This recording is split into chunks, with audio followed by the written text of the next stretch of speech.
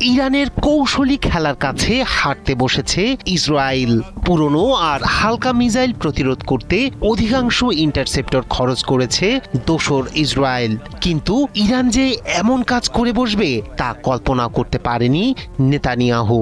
এবার আসতে যাচ্ছে ইরানের আসল আঘাত। 1 টনের ভারী সুপার মিসাইল দিয়ে আক্রমণ শুরু করতে যাচ্ছে মুস্তফা খামেনির ইরান।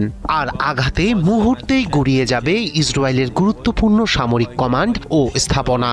চলমান যুদ্ধের মধ্যে ইরান জানিয়েছে ভবিষ্যতে তাদের ছোড়া মিসাইলগুলো হবে আগের চেয়ে অনেক বেশি শক্তিশালী।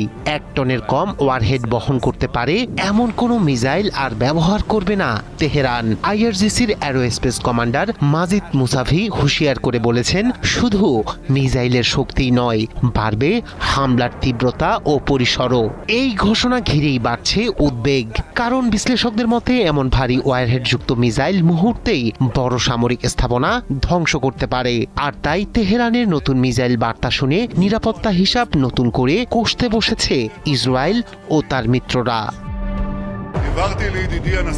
ইরানের ইসলামিক রেভলিউশনারি গার্ড আইআরজিসি জানিয়েছে ভবিষ্যতে তাদের ছোড়া মিসাইলগুলো হবে আগের চেয়ে অনেক বেশি শক্তিশালী।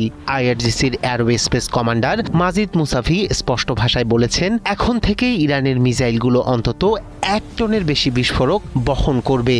এর মানে ভবিষ্যতের হামলায় বিস্ফোরণের ক্ষমতা এবং ধ্বংসযোগ্য দুটিই হবে অনেক বড়।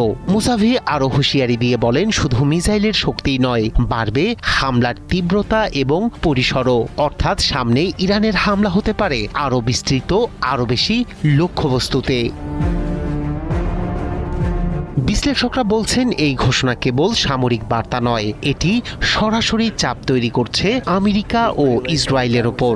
কারণ গত কয়েক বছরে ইরান তাদের ব্যালিস্টিক মিসাইল প্রযুক্তিকে এমন পর্যায়ে নিয়ে গেছে যা মধ্যপ্রাচ্যের প্রায় পুরো অঞ্চলকে কভার করতে পারে। ইরানের কাছে বর্তমানে রয়েছে স্বল্প, মধ্য এবং দীর্ঘ পাল্লার নানা ধরনের ব্যালিস্টিক মিসাইল। এসব মিসাইল কয়েকশো কিলোমিটার থেকে শুরু করে 2000 কিলোমিটারেরও বেশি দূরের লক্ষ্যবস্তুতে আঘাত হানতে সক্ষম। এই সক্ষমতার কারণে ইরানের মিসাইল রেঞ্জের ভিতরেই রয়েছে ইসরায়েল। একই সঙ্গে পারস্য উপসাগর অঞ্চলে থাকা মার্কিন সামরিক ঘাঁটিগুলো রয়েছে সেই ঝুঁকির মধ্যে। বিশেষজ্ঞদের মতে বড় ওয়ারহেড মানে শুধু বেশি বিস্ফোরণ নয়, বরং এক আঘাতেই বড় অবকাঠামো ধ্বংস করার ক্ষমতা। সামরিক ঘাঁটি, বিমান ঘাঁটি, রাডার স্টেশন কিংবা জ্বালানি স্থাপনাগুলো এমন মিসাইলের প্রধান লক্ষ্য হতে পারে।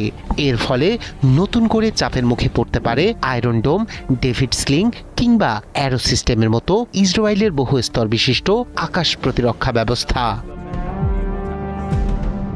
রায়হান কবির, শুভ্র, 71। עם בעלת בריתנו הגדולה ארצות הברית.